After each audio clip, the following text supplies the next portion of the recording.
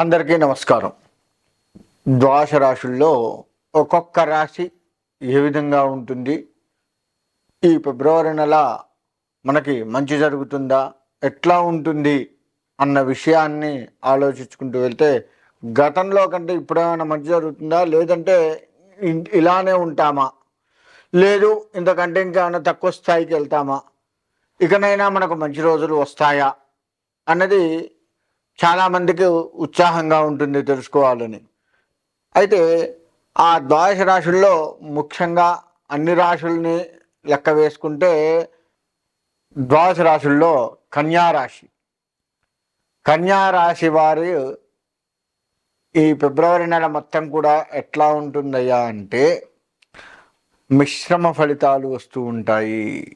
అంటే ఆశించినంత ఫలితాలు రావు, కానీ ఆందోళనలు ఎక్కువగా ఉంటాయి.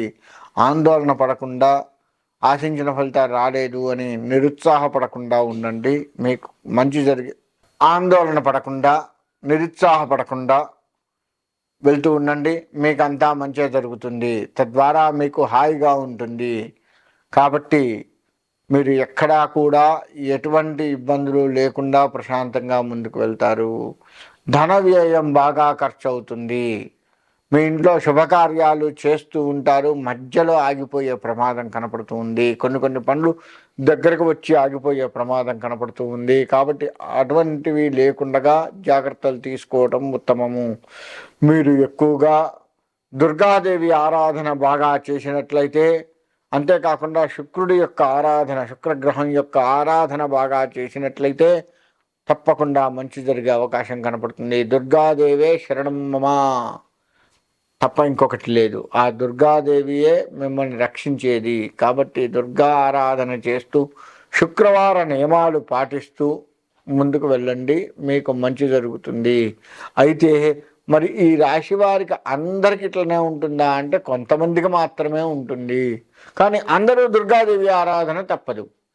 అందరూ కూడా దుర్గాదేవి ఆరాధన చేస్తూ ఉండాలి.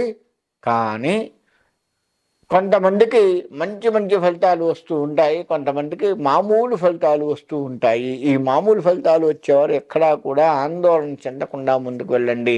మంచి ఫలితాలు వచ్చేవారు ఉల్లాసంగా హాయిగా ముందుకు వెళ్ళండి. అత్యుత్సాహాన్ని తగ్గించుకోండి. అత్యుత్సాహాన్ని తగ్గించుకుంటూ కనుక ముందుకు వెళ్తే మంచి ఫలితాలు వచ్చేవారికి బాగుంటుంది. అందరూ కూడా దుర్గాదేవి ఆరాధన చేస్తూ ఉండండి. విద్యార్థులు ముఖ్యంగా చదువు విషయంలో జాగ్రత్తలు వహించండి, కష్టపడి చదవండి. తద్వారా మీకు మంచి మార్కులు వస్తూ ఉంటాయి.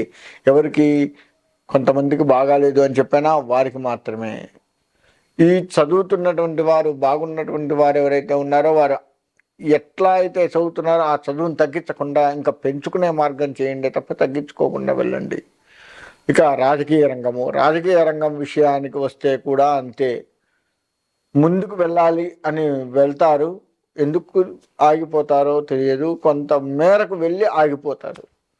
అది కాస్త తగ్గించుకోండి, దాన్ని ఆలోచించండి, అటువంటిది జరగకుండా చూసుకోండి.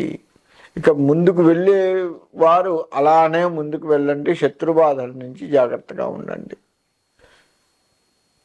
ముందుకు వెళ్తూ అన్ని రంగాలుగా బాగుంది మాకు అని రాజకీయ రంగపరంగా ఆలోచిస్తారు కదా, వారు శత్రువుల విషయంలో జాగ్రత్తగా ఉండండి. మిమ్మల్ని కిందికి లాగే ప్రయత్నం చేస్తూ ఉంటారు, అది కాస్త గమనించుకోండి. వ్యాపార రంగానికి వస్తే వ్యాపార రంగంలో కూడాను ముందుకు వెళ్ళేవారు అలానే ముందుకు వెళ్తూ ఉండండి. ఎక్కడా కూడా ఆందోళన చెందాల్సిన పని లేదు, ఏమవుతుందో అనేది లేదు. చక్కగా వెళ్తూ ఉంటారు, మంచి లాభాలను తీసుకొస్తుంటారు. ఇక మరి మామూలుగా ఉండేవారి పరిస్థితి ఏమిటి అంటే, మీకు మామూలుగా ఉంది, పక్కన వాడికి బాగా వ్యాపారం జరుగుతుంది, ఇద్దరం ఒకేసారి మొదలు పెట్టాము, ఒకే వ్యాపారం చేస్తున్నాము, వాడు మాత్రం ముందుకు వెళ్తున్నాడు, మనకు మాత్రం ఇదే పరిస్థితి ఏంటి, ఇంకా వాడికంటే డల్ అయ్యాము అనే ఆలోచన మీకు కలుగుతూ ఉంటుంది. అలా ఆందోళన పడకుండా దుర్గాదేవికి సాంబ్రాణి వేయండి. ఆ వ్యాపారంలో సాంబ్రాణి ఎక్కువగా వాడుతూ ఉండండి. సాయంత్రం 6 గంటల సమయంలో సాంబ్రాణి ఎక్కువగా వేయండి. తద్వారా మీకు మంచి జరిగే అవకాశం కనపడుతూ ఉంది. కాబట్టి ఆ విధంగా చేస్తూ వ్యాపారాన్ని ముందుకు సాగించుకోండి. రియల్ ఎస్టేట్ రంగం కూడా అంతే, చక్కగా ముందుకు వెళ్తూ ఉంటారు. కొన్ని కొన్ని ఇబ్బందులు వచ్చినప్పటికీ కూడాను నిలదొక్కుంటూ ముందుకు వెళ్తారు. ముందుకు వెళ్ళేవారు ముందుకు అలానే వెళ్తూ ఉండండి. మీకు ఎక్కడా కూడా ఇబ్బందులు లేవు రియల్ ఎస్టేట్ విషయాల్లో. కానీ ఆగిపోయినటువంటి వారు ఎవరైతే ఉన్నారో వారు ఉత్సాహంతో మాత్రమే ముందుకు వెళ్ళాలి.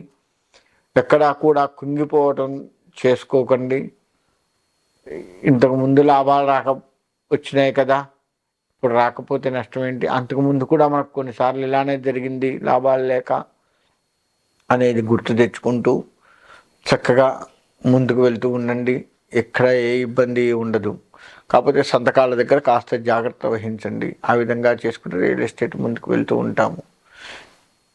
ఇక అన్ని రంగాల వారు కూడాను దుర్గాదేవి ఆరాధన చేయమని చెప్పాను కదా. ఎందుకు చెప్పాను దుర్గాదేవి ఆరాధన అంటే, దుర్గములు అంటే కష్టములు తీర్చేది అమ్మవారు. కాబట్టి దుర్గాదేవి ఆరాధన చేస్తే మనము ముందుకు వెళ్ళేటువంటి వారు అందరికీ బాగుంటుంది అని చెప్పలేదు కదా. కొంతమందికి బాగుంటుంది, కొంతమందికి బాగుండట్లేదు. ఇందా చెప్పుకున్నట్లుగా బాగున్నటువంటి వారు ముందుకు వెళ్తూ ఉంటే అందులో అనుకోకుండా వచ్చే కష్టాలు కొన్ని వస్తాయి. వాటిని ఈ అమ్మవారు మనకు తెలియకుండానే ఆ కష్టాన్ని తీసివేసి మనల్ని ముందుకు సాగనంపుతుంది. మరి అసలు బాగలేని వారు ఉంటారు, వారి కష్టాలు వస్తూ ఉన్నాయి కదా, కొంతవరకే బాగుంటుంది కదా, మరి కొంత బాగుండదు. ఆ బాగుండని కొంత ఈ దుర్గాదేవి ఆరాధన వల్ల ఆ బాగున్నవాడు ఎలా అయితే ముందుకు వెళ్తున్నాడో అలా మనం కూడా ముందుకు వెళ్ళటానికి ఆస్కారం కనపడుతుంది. కాబట్టి దుర్గాదేవి ఆరాధన చేయమని చెప్పాను.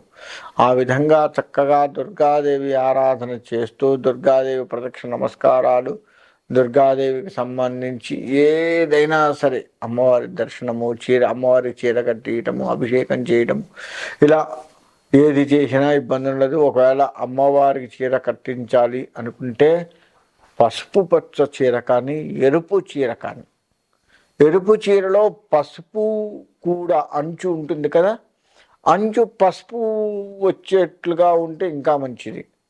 లేదు ఆకుపచ్చ, ఆ ఎరుపు అంచులో ఆకుపచ్చ వచ్చినా మంచిది. ఇలా పసుపు పచ్చ చీర కానీ ఎరుపు చీర, ఎరుపులో మాత్రం ఆకుపచ్చ వచ్చేట్లుగా చూసుకోండి. ఆ విధంగా కనుక మీరు అమ్మవారికి చీర కట్టించి అది అమ్మవారికి వదిలేయండి. లేదు 2 చీరలు తెచ్చుకొని ఒకటి అమ్మవారికి వదిలేసి అమ్మవారికి ఇచ్చేసి ఒకటి అమ్మవారి పాదాల దగ్గర పెట్టుకొని మీ ఇంట్లో ఆడవాళ్ళకి ఇవ్వండి. ఆడవాళ్ళైతే మీరే ధరించండి. ఆ విధంగా చేసినట్లయితే చక్కటి మంచి జరిగే అవకాశం ఉంటుంది. కాబట్టి ఆ విధంగా చేసుకుంటూ ముందుకు వెళ్ళాలి. అందరూ కూడా బాగుండాలి అని కోరుకుంటూ సెలవు తీసుకుంటాం. 12 రాశులలో మీనరాశి చివరి రాశి అయినటువంటి మీనరాశి వారికి ఫిబ్రవరి నెల మొత్తం కూడా ఎలా ఉంటుంది అంటే, మానసికమైనటువంటి ఆందోళనలు ఎక్కువగా ఉంటాయి. ఫిబ్రవరి నెల మొత్తం కూడాను భార్యాభర్తల మధ్య అవగాహన తక్కువ అవుతుంది. ప్రజలలో మన్ననలు తక్కువ అవుతూ ఉంటాయి. ప్రతిదీ కూడాను మనశ్శాంతి లేని పరిస్థితుల్లోనే ఉంటారు. ఏ పని చేసినా మనశ్శాంతి ఉండదు. అంతేకాకుండా వాహన ప్రమాదాలు జరిగేటువంటిది ఉన్నది. దాన్ని దృష్టిలో పెట్టుకోండి. వాహన ప్రమాదాలు జరుగుతాయి. రక్తాన్ని కళ్ళ చూస్తారు.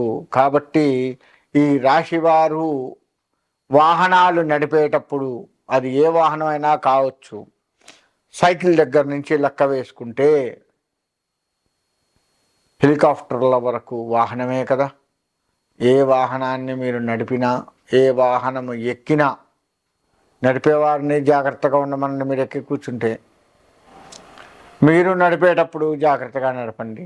ఆ విధమైనటువంటి పరిస్థితి ఈ రాశి వారికి ఉంది. కాబట్టి వాహనాల విషయంలో ఆచితూచి వ్యవహరించి రోడ్డు క్రాస్ చేసేటప్పుడు కానీ, యూటర్న్స్ తీసుకునేటప్పుడు కానీ, లేదు ముందుకు వెళ్ళేటప్పుడు కానీ అటు ఇటు చూస్తూ వెళ్ళండి. మీరు ఆదమర్చి కాస్త పక్కకు పోయారు అంటే తగులుతారు.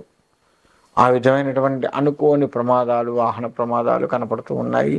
వాహనదారులు ఎవరైతే ఉన్నారో జాగ్రత్తగా ఉండండి. ఎక్కి కూర్చున్నా కానీ నడిపేవారిని టెన్షన్ పెట్టకండి. ప్రశాంతంగా నడపని. అగో అది వస్తుంది, ఇగో ఇది వస్తుంది, ఇలా ఆలోచన వీళ్ళకు ఉంటుంది. అలా చెప్పకండి. నడిపే వారికి ఒక అవగాహన ఉంటుంది. ఎందుకంటే మీరు ఆల్రెడీ వాహనాన్ని నడుపుతూ ఉన్నటువంటి వారే కదా, మీకు తెలుసు కదా ఏది ఎక్కడ ఎట్లా వస్తుందో. వాళ్ళకు కూడా తెలుస్తుంది. జాగ్రత్తగా వెళ్తారు, జాగ్రత్తగా తీసుకెళ్తారు అన్న ఆలోచనతో వెనక కూర్చోండే తప్ప ఇబ్బంది పెట్టకండి. బస్సులో ప్రయాణం చేసేవాళ్ళు ముందు ఆ డ్రైవర్ని కనుక ఇబ్బంది పెడితే మధ్యలో మొహమాటం లేకుండా దింపుతారు డ్రైవర్, కండక్టర్లు. కాబట్టి అలా చేయకండి. వ్యవసాయ రంగం వారికి మానసికమైనటువంటి ఆందోళనలు ఉండే వ్యవసాయాన్ని చేస్తూ ఉంటారు. ఆ ఆందోళనలు తగ్గించుకోండి. మీరు వెళ్ళేది వ్యవసాయము అంటే చక్కటి అడవి ప్రాంతంగా ఉంటుంది, కొంత ప్రశాంతమైన వాతావరణం ఉంటుంది. కాబట్టి ఆ ప్రశాంత వాతావరణాన్ని ఆస్వాదించండి. మానసికమైనటువంటి ఆలోచనలని తగ్గించుకోండి. తద్వారా మీరు మంచి పరిస్థితి మీరు నెలకొని అటు వ్యవసాయ రంగంలో కావచ్చు, అక్కడ తీసుకునే మంచి మంచి నిర్ణయాలు ఏవైతే మీ కుటుంబంలో కూడా మంచి మార్గదర్శకంగా మీ కుటుంబాన్ని ఆర్థికంగా ఆనందంగా ఉంచుతాయి. కాబట్టి ఆ విధంగా చక్కటి నిర్ణయాలు తీసుకోండి. పొలానికి సంబంధించి కూడా చక్కటి ఆలోచనలు చేసి పొలాన్ని కాపాడుకోండి. ఇంకా వ్యాపారస్తుల విషయానికి వస్తే వ్యాపారస్తులు కూడా అంతే. ఏదేదో అమ్మేయాలి, అదేదో తేవాలి, ఇక్కడ పెట్టాలి, వాడికి ఆ వ్యాపారం చేయడం వల్ల లాభం వచ్చింది, మనం కూడా ఆ విధంగా చేయాలి, ఈ సరుకు మొత్తం అమ్మాలి, ఇలా ఆందోళనలు చెందుతూ ఉంటారు. మానసికమైన ఆలోచనలు ఎక్కువగా ఉంటాయి. అయ్యో అమ్ముడు పోలేదే, చేయలేదే, ఇంత తెచ్చాను, ఇంత ఖర్చు పెట్టాను, ఇంత అప్పు చేశాను, ఇంత పెట్టుబడి పెట్టాను, ఇలా ఆలోచనలు ఎక్కువగా ఉంటాయి. దాన్ని తగ్గించుకోండి. చక్కగా ప్రశాంతంగా ఉండి కొనటానికి వచ్చినటువంటి వాళ్ళతోటి, కస్టమర్లతోటి చక్కగా మసలుకోండి. తప్పకుండా ఆర్థికంగా బాగుంటారు, మానసికంగా బాగుంటారు. కాబట్టి ఆ విధమైన మానసికమైన ఆలోచనలే ఈ రాశి వారికి ఎక్కువగా ఉన్నాయి. కాబట్టి అది తగ్గించుకుంటే చాలా మంచిది. ఇంకా రాజకీయం కూడా అంతే. ఎందుకు వస్తుందో తెలియదు, అనవసరంగా చికాకులు వస్తూ ఉంటాయి, అనవసరంగా ఆలోచిస్తూ ఉంటారు, మనశ్శాంతికరమైన ఆరోగ్యం బాగుంటుందా అంటే బాగుంటుంది. ఆ ఆలోచనలు మీ మనస్సుకు తగిలి మానసికంగా కుంగిపోతారే తప్ప తద్వారా బీపీ, షుగర్లు రావడము, ఇంకా ఇతరత్ర అనారోగ్య సమస్యలు రావటం ఉండదు. ఒకవేళ ఆ సమస్య ఉన్నటువంటి వారు ఆలోచించినా దానివల్ల నష్టం ఏర్పడదు. అర్థమైందా? దానివల్ల నష్టం ఏర్పడదు. కాబట్టి అసలు ఆలోచనే తగ్గించుకోండి ఫస్ట్. ఇంకా బాగుంటుంది కదా ఆరోగ్యం. ఉన్న ఆరోగ్యం కంటే కూడా ఇంకా ఎక్కువ ఆరోగ్యంగా ఉండగలుగుతారు కదా. కాబట్టి మానసికమైన ఆలోచనలు తగ్గించుకుంటూ కనుక ముందుకు వెళ్తే రాజకీయ రంగం కూడా చాలా బాగుంటుంది, ఎటువంటి సందేహము లేదు. అంతేకాకుండా ఇక చదువుకునేటువంటి వారు, విద్యార్థులు ఎవరైతే ఉన్నారో గతంలో పడ్డటువంటి కష్టాన్ని మర్చిపోయింది, అది మనసులో పెట్టుకొని చదువుకోకండి. మనము ఏది చదువుతున్నామో, ఎంత మేర చదువుతున్నామో, ఏ సమయానికి లేచి చదువుతున్నామో, ఇంకా ఏ సమయానికి లేచి ఎంతసేపు చదివితే బాగుంటుంది, ఇటువంటివి ఆలోచించండి తప్ప ఇంకా ఏది ఆలోచించకండి. చక్కగా ఏదున్నా చదువుకోవాలి, అది ఒక్కటే పెట్టుకోండి. దాన్ని ఎట్లా మనసులో మెదడులో పెట్టుకోవాలో అలా పెట్టుకోండి తప్ప మానసికమైన ఆందోళనలకు గురి కాకండి. ఎవరికో ఏదో అయింది, చదువుకోకపోతే ఏదో అయింది, మనం కూడా చదువుకోకపోతే అది అవుతుంది, లేదు ఎక్కువ చదువుకుంటే పిచ్చోళ్ళం అవుతాం అంటున్నారు. అలా ఎక్కువగా కూడా పిచ్చోళ్ళు అసలే కాదు. ఎక్కువ చదివితే మేధావులు అవుతారు. ఎక్కువగా చదువుకున్నవాడు, ఎక్కువసేపు చదువుకున్నవాడు, ఏకాగ్రతగా చదువుకున్నవాడు మేధావి అయ్యాడే తప్ప పిచ్చోడు అయినట్టు ఎక్కడా మనకు దాఖలాలు లేవు. వాడికి మొదటి నుంచి పిచ్చుంటే పిచ్చోడు అయ్యాడేమో తప్ప చదువుకోవడం వల్ల కాలేదు. గుర్తుపెట్టుకోండి. అలా పిచ్చి వాళ్ళు అయ్యి ఉంటే మనకి ఇవాళ సైన్స్ ఇంత అభివృద్ధి చెందదు. అంతరిక్షంలో ఇవాళ మన వాళ్ళు ఒక జెండాను ఎగరవేశారు. మరి అలా ఎగరవేసే పరిస్థితి మనకు రాదు కదా. మరి వాళ్ళు ఎంత చదివి ఉంటారు సైంటిస్టులు? వాళ్ళ మెదడుని ఎంత ఉపయోగించి ఉంటారు? వాళ్ళు ఎంత కష్టపడి ఉంటారు? ఎంత కింది స్థాయి నుంచి ఆ స్థాయికి వచ్చారు? కాబట్టి చదువు విషయంలో అలా ఆలోచించండి విద్యార్థులు తప్ప వేరే ఎటువంటి ఆలోచన లేకుండా చదవాలి ఈ రాశి వారి చదువు విషయంలో. కాబట్టి ఆ విధంగా చదువుతూ చక్కటి మార్కులు సంపాదించుకుంటూ ఉండండి, మీకు ఖచ్చితంగా బాగుంటుంది. తల్లిదండ్రులని ఆందోళన పెడుతూ ఉంటారు ఈ రాశి వారు, అది తగ్గించుకోండి. మీరు ఆందోళన పట్టము, మీ తల్లిదండ్రులను ఆందోళన పెట్టడము, లేదా భార్యలని పిల్లల్ని ఆందోళన పెట్టడం చేస్తూ ఉంటారు. ఫిబ్రవరి నెలలో ఆ ఆందోళనలు, ఆ మానసిక ఆలోచనలు తగ్గించుకోండి. తద్వారా మీకు బాగుంటారు. భగవత్ ఆరాధన చేస్తూ ఉండండి. భగవత్ ఆరాధన కూడా మిమ్మల్ని మంచిగా ఉంటుంది. మానసాదేవి ఆరాధన ఎక్కువగా చేయండి. ఒకవేళ మనకు మానసాదేవి అందుబాటులో లేదు, మాకు దగ్గర గుడి లేదు అంటే ఏ అమ్మవారైనా మానసాదేవి గుర్తుపెట్టుకోండి. ఏ అమ్మవారిని పూజించిన, రామాలయంకి వెళ్తే సీతాదేవి మానసాదేవి, ఇటు పోతే లక్ష్మీదేవి మానసాదేవి, అందరూ ఆమె స్వరూపమే. కాబట్టి ఏ అమ్మవారిని ధ్యానించినా ఆమె మానసాదేవిగా భావించి ధ్యానించండి. ఆ అమ్మవారిని మిమ్మల్ని చక్కటి విజయపదంలో చేకూర్చి చక్కగా ఉంచుతుంది. కాబట్టి అందరూ బాగుండాలి అని కోరుకుంటూ సెలవు తీసుకుంటాం.